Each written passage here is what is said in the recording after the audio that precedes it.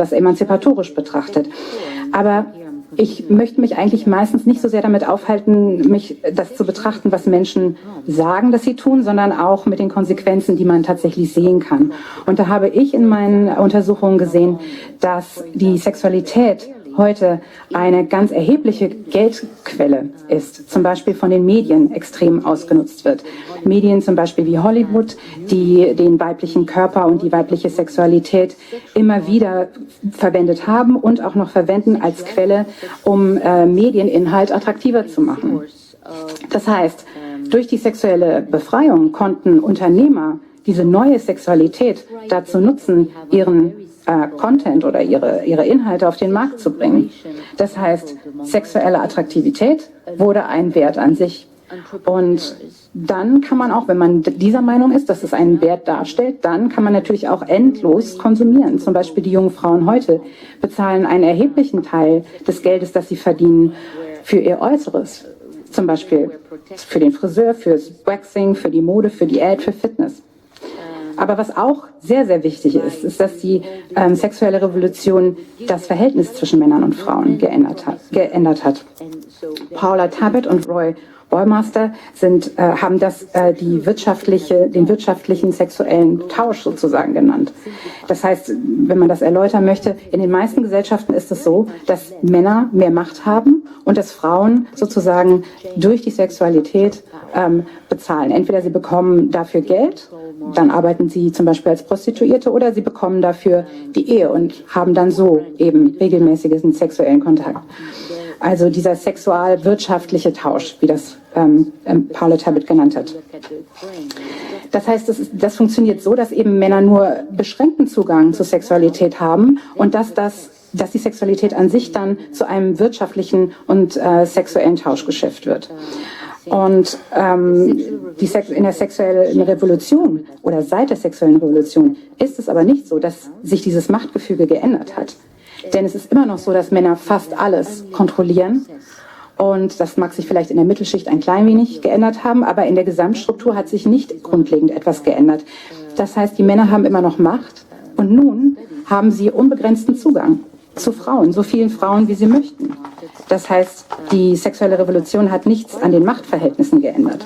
Aber und das habe ich auch in meinen Studien so gesehen, aber sie hat dazu geführt, dass Frauen in sexuellen Märkten auch oft weniger Macht als Männer haben. Denn die Männer haben immer noch mehr Ressourcen und sie haben auch den Vorteil, dass ihre Biologie sozusagen zeitunabhängig ist. Früher war es so, dass da in einer Eheanbahnung beispielsweise beide Seiten ein gleiches Interesse hatten. Also die Frau war interessiert an einer Ehe, der Mann war daran interessiert, manchmal sogar mehr als die Frau. Es ging um den sozialen Status, die gesellschaftliche Reputation, es ging auch um Wirtschaftsgüter, all das war wichtig. Und so konnte man dann diese Eheanbahnung gemeinsam betrachten und das war dann nicht ganz, aber fast doch gleichberechtigt. Und das bedeutet, dass jetzt, mittlerweile ist es so, dass es bei der Sexualität darum geht, wem gehört was? Also wer ist in welcher Position? Wenn Männer wirtschaftliche Macht haben und Frauen einfach weniger Wirtschaftsgüter besitzen. Und ich denke, da stelle ich jetzt mal eine Vermutung an, dass wirklich der Großteil des Besitzes auf der Welt, des Eigentums Männern gehört und dass die Frauen der 1%, die 50% des Wohlstandes in der Welt innehaben, dass es dann vielleicht Frauen und Töchter von sind. Das heißt, die Männer, denen gehört immer noch die Welt. Und sie haben mehr Zugang zu Sexualität und das verzerrt dann den Sexualmarkt. Doch the world property. I mean, most of the property, I would say. I mean, I don't have numbers, but my hunch is that, the 1%, we talk about the 1% owning half of world assets. So that 1% is mostly men. And actually, the women who are part of it are as wives of or daughters of. So men still own the world, and now they have unlimited access to sexuality. This disparity creates a lot of distortions in the sexual market. I'm sorry, I couldn't. Mm-hmm. Yeah.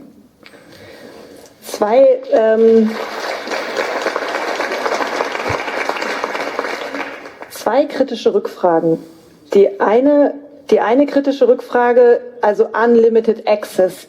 Die Frage wäre, ob nicht auch der Mann, sagen wir mal, der 40er oder 50er Jahre Unlimited Access zu Frauen hatte, in dem Sinne, dass ja die Ehe häufig keine wirklich monogame Ehe war, sondern der Mann fremdgegangen ist. Es gibt natürlich die Prostitution, die vor allem für den Mann da ist oder auf ihn ausgelegt ist. Und jetzt übertragen auf die heutige Zeit, wenn ich höre Unlimited Access, dann stelle ich mir irgendwie so vor, als hätten die Frauen gar keine andere Chance, als sich dem Mann auszuliefern.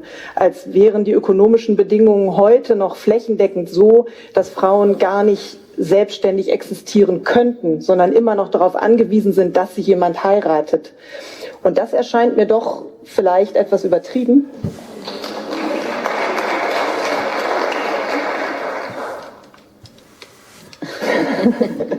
I want to make sure I understood.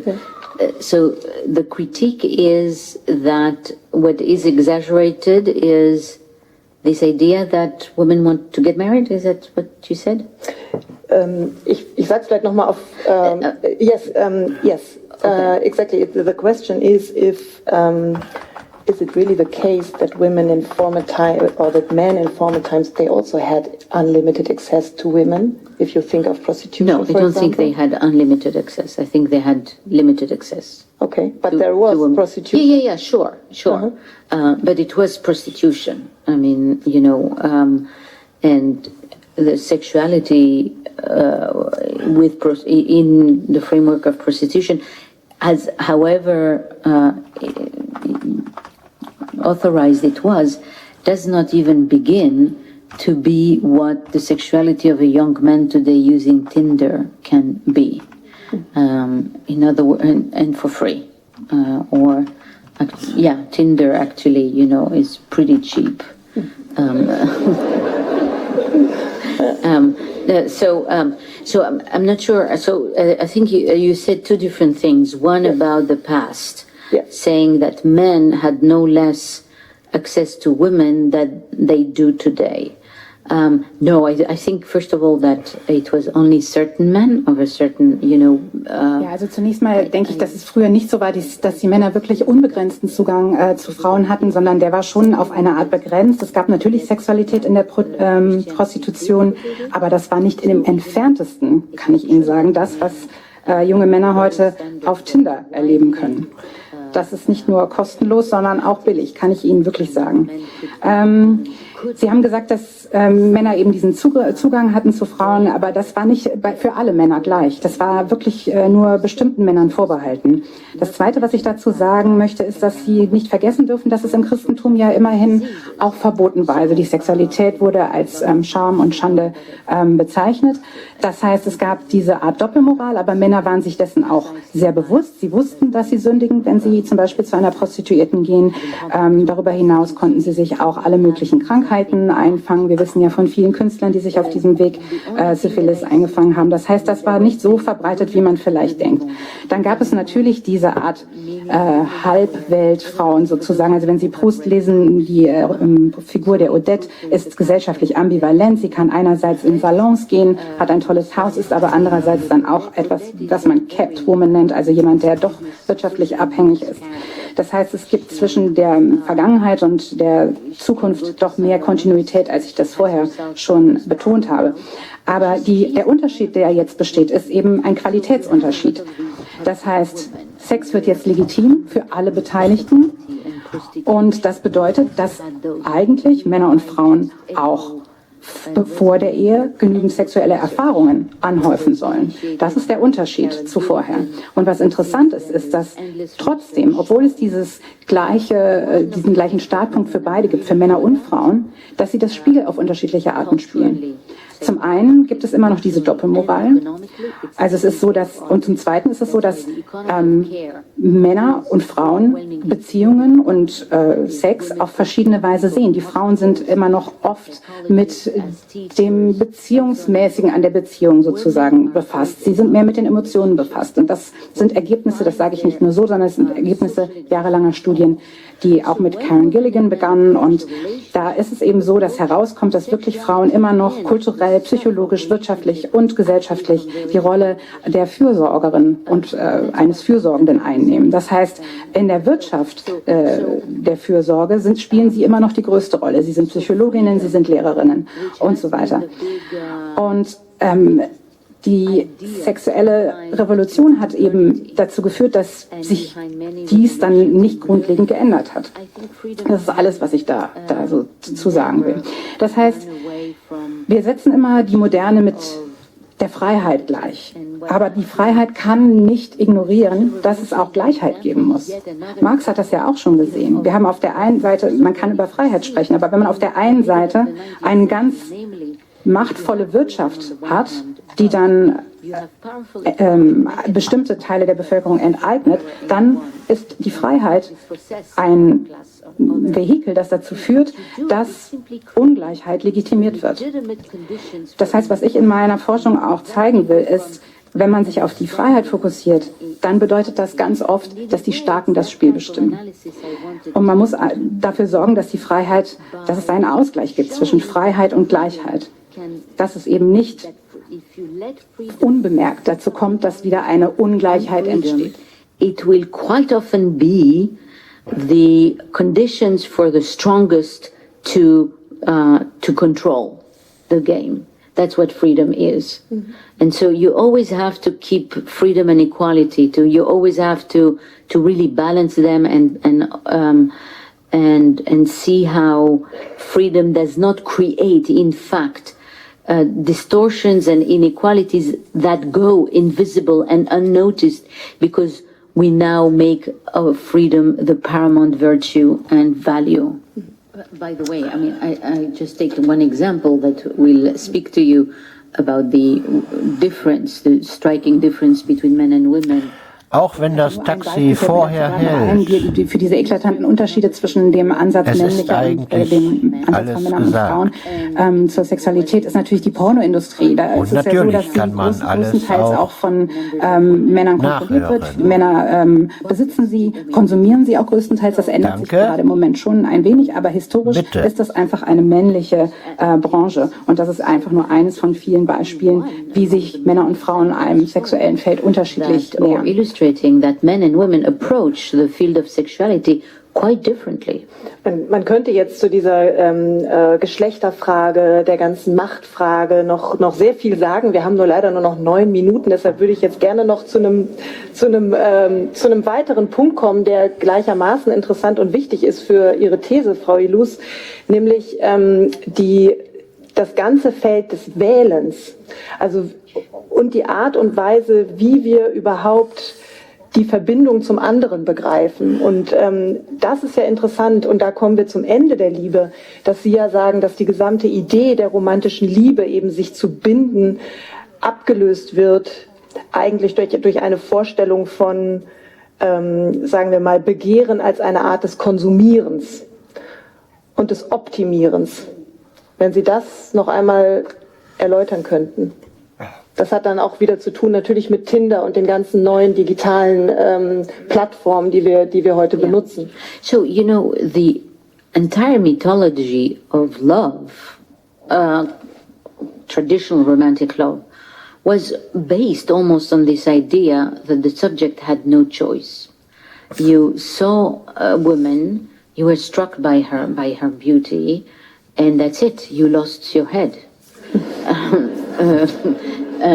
To the point where, you know, in 16th century, love was considered as a disease. There were treatises, medical treatises, to heal the disease of love, because the person was completely alienated of his will, usually. Ja, also die Mythologie der traditionellen romantischen Liebe, die hing eigentlich ganz eng damit zusammen, dass das Liebessubjekt keine Wahl hatte. Also man sah eine Frau, war von ihr fasziniert und dann hat man auch schon seinen Kopf verloren.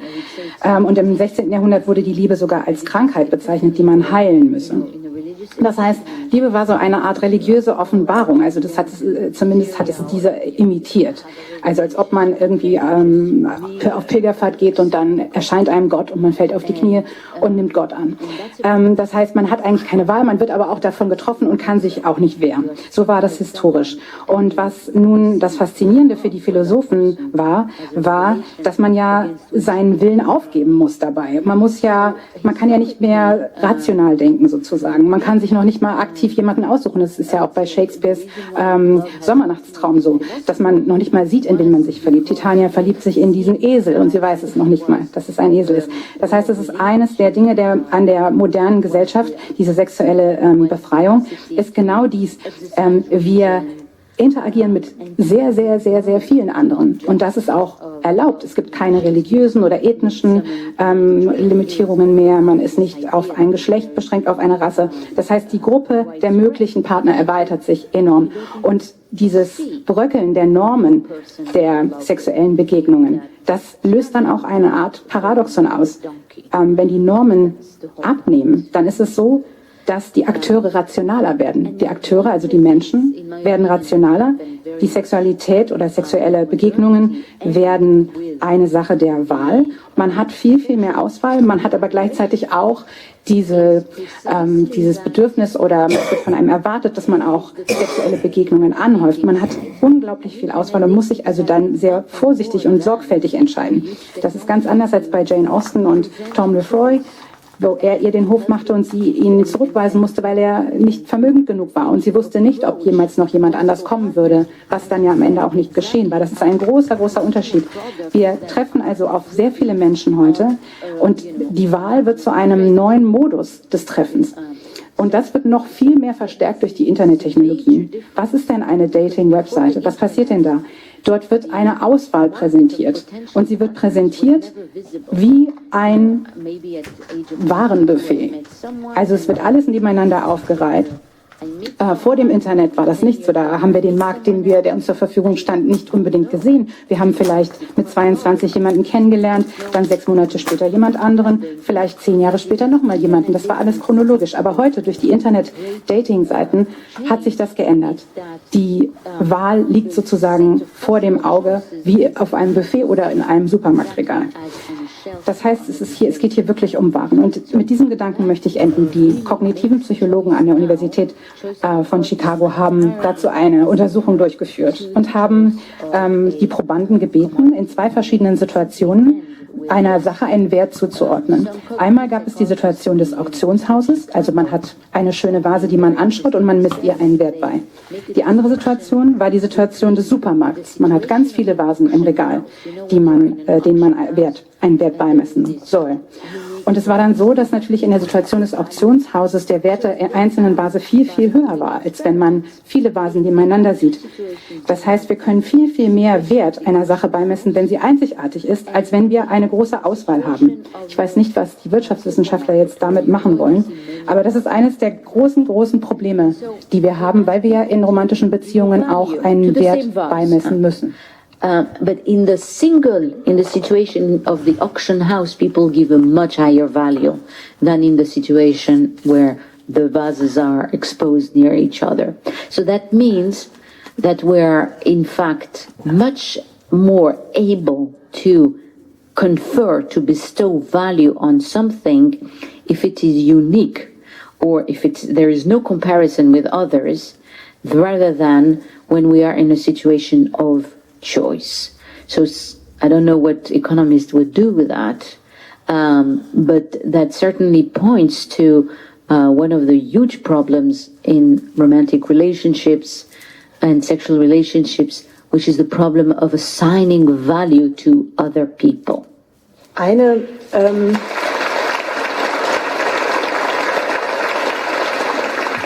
Wir sind jetzt eigentlich schon ein bisschen über der Zeit. Ich erlaube mir aber eine letzte Frage, weil ich die wichtig finde, mit der Bitte, sie möglichst kurz zu beantworten, um Ihre Aufmerksamkeit auch nicht überzustrapazieren. Wenn es denn stimmt, und da spricht ja vieles dafür, dass die Liebe und die Art, wie wir begehren, dass das immer warenförmiger wird, dass es immer weiter enttabuisiert wird, könnte man da nicht auch sagen, dass es vielleicht auch gerade durch die Normalisierung immer dann doch in der Zeit immer uninteressanter wird, dahingehend, dass man sagen könnte, also oder auch wenn wir uns jetzt die jüngeren Leute ansehen, die jüngere Generation, es gab jetzt eine Studie, dass die Menschen eigentlich immer später erst Sex haben, also die Jugendlichen um die 20 haben, noch nie hatten sie so wenig Sex wie jetzt. Und man könnte ja sagen, vielleicht gerade durch diese Warenförmigkeit verliert die Sexualität oder der Sex auch den Reiz, wird vielleicht so interessant wie ins Kino gehen oder ins Fitnessstudio oder irgendwas anderes. Also kurz gesagt, erleben wir gerade so etwas wie die letzte Zuckung des Sexualitätszeitalters?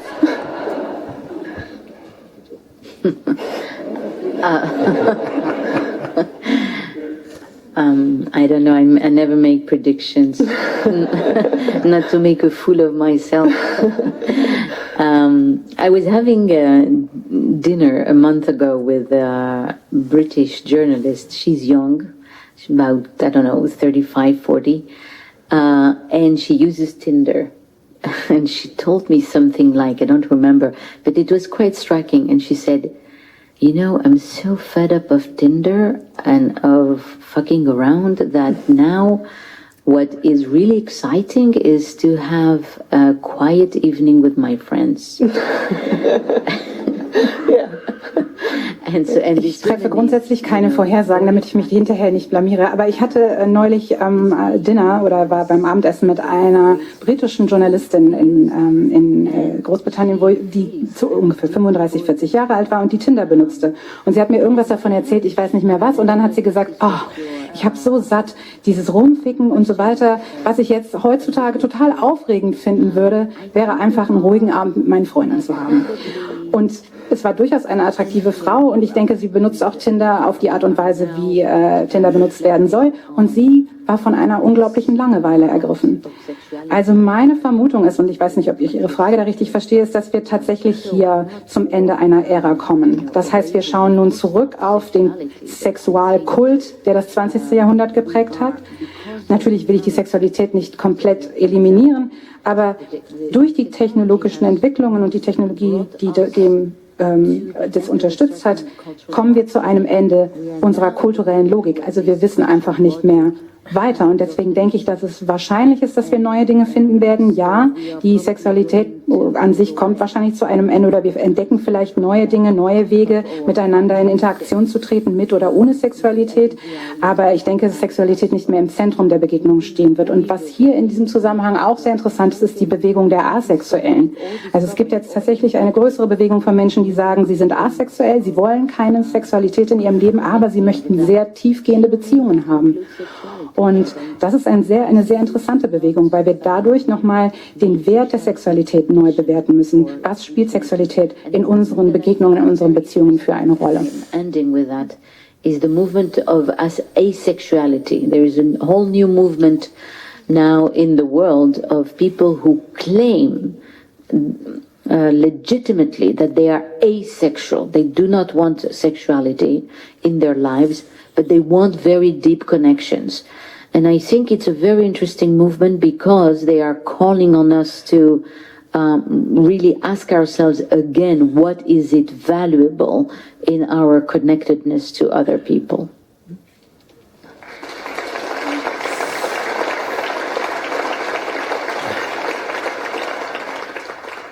Thank you so much, Eva Illouz, for this really, really inspiring talk. Thank you. Thank you. Thank you.